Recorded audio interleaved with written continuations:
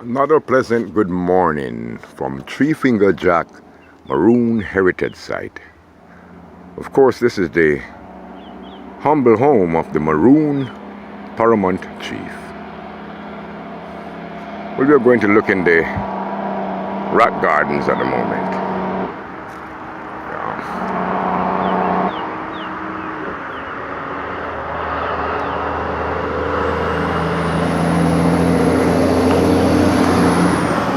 Here you're actually in the beautiful flower garden of Three Finger Jack, the legendary Three Finger Jack. You know, there are about 40 plays in England written about this great Maroon resistant fighter. Right? We specialize in the garden in special rocks, different energies, see? Different power stones. This is a brown jasper. Brown jasper. It helps you when you can't sleep at night to relax. The main thing it does for you is grounding. You know, sometimes you feel like everything is just here and scary and everything is just in the skies and you can't feel like you're at home and you can't sleep at night. Brown jasper. There's green jasper here that helps with circulation and so on. It has the color of the blood. This is the true color of the blood. When it's red, it's exposed to oxygen, of course. So this is a very rough assortment here. Very, very powerful precious stones that could change your environment. See? Beautiful cactus here. Very special type cactus.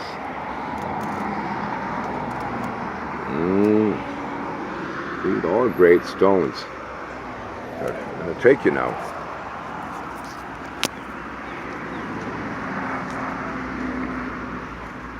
To the great sign, this great sign that makes a big difference in Jamaica. This is a sign that making headlines everywhere. People are having it on their phones. And most persons are not quite sure exactly what they're carrying. But the fact it says the Maroon, it stimulates them to think it relates to their heritage. Maroon state law. Inside of it, in the blue, it says armed. It means that persons and the property here could possibly be carrying arms. But their license or authority is already officiated by United Nations. Let's look at the R2P. See, we're talking right here. So this would be United Nations R2P. You could Google that. R2P means responsibility to protect. Protect what? Protect your small sovereign states. There are approximately 130 different signatories to this convention. Below it says 3FJ, Sovereign Heritage Foundation.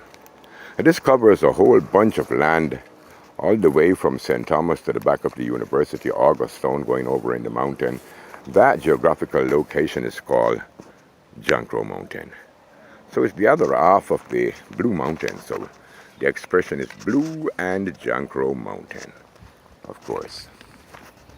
Yeah.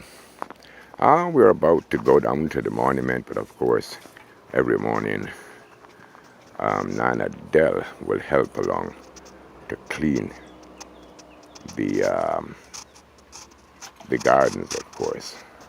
And we have beautiful arrangement here of flowers, of course. Only a few days ago, you see the stones here, that a church that was set up by the American government was sent in, a woman from the church, and she broke down the monuments here, so we are in the process of replacing them. But just remember that we have. And see, the funny thing is that there's no one from St. Thomas would have done this unless the U.S. have paid somebody. So the site is under attack. That's exactly what you're looking at. That's why these stones are broken down. They were up, making a beautiful monument right here. So that was the invasion of the World Bank agent trying to stop Jamaicans from showing appreciation for their monument, for their history, for their heritage. See? Well, most persons call this one Big Bird. Big Bird.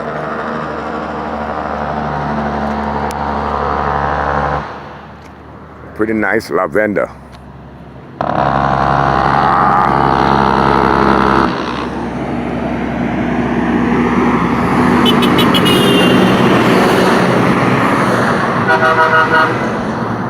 Unlike most maroon sites, you're way up in the mountains and the bushes, which is pretty nice to be in the rainforest. But right here we need to have serious land claim. So right now we're right on the side of the road, but we're still in a maroon vicinity.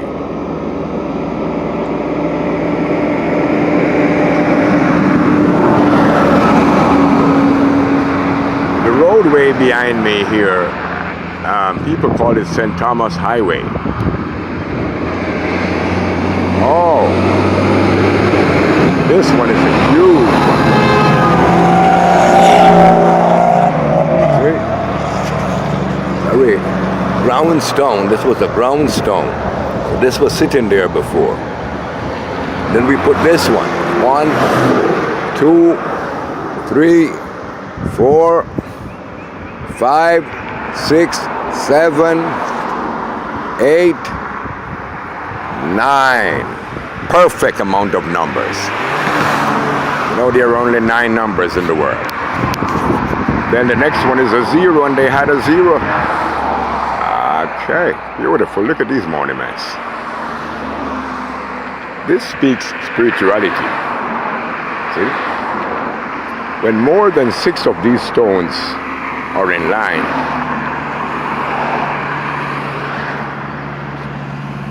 most of these 6 stones in line, right, so over in the back there you could see where the paramount chief lives, in the middle of this huge flowers garden, rock garden of course. Wow, look at this. You know, it's a busy morning and most cars are going into Kingston. These people are going to work. They're driving on what is called Windward Road, because there are 2 types of maroons in Jamaica. You have the Windward Maroon and the Leeward Maroon. So when most hurricane come in Jamaica, it comes from the Windward side. Windward Passage, that's where the wind comes through. Right, I'm going to take you down now to our adorable 3-Finger Jack monument. It was vandalized by the government recently because they're trying to cut a highway, as you can see up there. Right here. Lijimo Kojo, Lijimo 3-Finger Jack, and Great Queen Nanny of the Maroons. This is their area. So this is the monument of 3-Finger Jack. You know, he may be recorded because he was a very defiant military maroon, but his time was very special because those are the days when pirates used to invade the country. 3-Finger Jack has become a well-known warrior because when the ships come up to the seaside, when they come off the ship to invade the island, 3-Finger Jack would attack the ships. Most of the vessels that have a very small amount of defense, about 20 men or so, 30 men, that he would go along there on board and fight them, take them on. And he would take away all the gold and throw it over in the huge containers, the gold trinket box, huge boxes, the treasure box, and throw them overboard. And then no one would find them. He would swim and pull them back later on into an entrance of a cave. And that cave comes all the way up inland, all the way up here. So it's serious legend that 3-Finger Jack may have had most of his wealth around here. There are about 4 families who have had experience of finding gold from 3-Finger Jack from the 18th century. So it's not so far-fetched. I'm going to take you across the street. Well, you'll watch these cars. But I'm going to take you across the street. In fact, we don't have to even cross the street. As you look over there, you can see the ocean. Now, the land was technically designed for three-finger jack, because across the street, the beach, so we can make it across. Wow. Yes, sir. Real quick. Wow. Look at this breathtaking vision. Now, this is Three-Finger Jack's Bay right here. And you can see the geography of the land. It shapes like a spoon coming from one, you know when they say cockpit? Look at this around and you can see. That's cockpit. The formation of the land. See? But this beautiful site right here looks like a spoon right in the ocean. So that is where the boats used to come in. And if we would walk you down there, that's about 600 feet or so down to the ocean, you could still see the caves there. That Three-Finger Jack would pull most of his jewelry that he would take from the loot he would take from the ship. And so when the guys get back on board with the stuff that they would steal from Jamaica, they would finally realize that the only thing they have is the stuff they steal. Three-Finger Jack would have gone with all the stuff that they have stole from maybe 10 different countries, 10 different islands. Okay, folks, in the back of the mountain ridge that come down here, if you could follow the back of the mountain ridge, you'll realize way in the back you're looking at Kingston. That is downtown Kingston. So when you get the fireworks downtown, it's the most interesting place to stay to get the impact in the backdrop. Then over here, you can see little white stuff in the back. That is Port Royal. See? That is Port Royal. So that's a very good bird's eye view of the Three-Finger Jack Bay. And so it's a part of the Three-Finger Jack Heritage Foundation land, and we're talking about over 1,000 acres. Now this is what the site looks like as cars approach on the St. Thomas Highway. So be sure not to miss it. It's on your left-hand side going into St. Thomas. So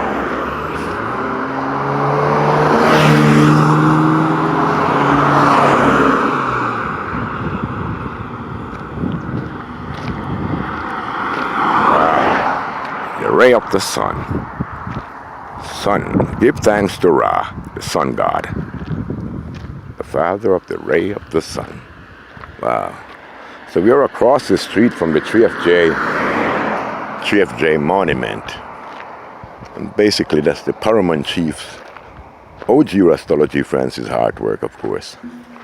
And pretty nice blue across the street there. With specks of yellow, Aquarian age color scheme.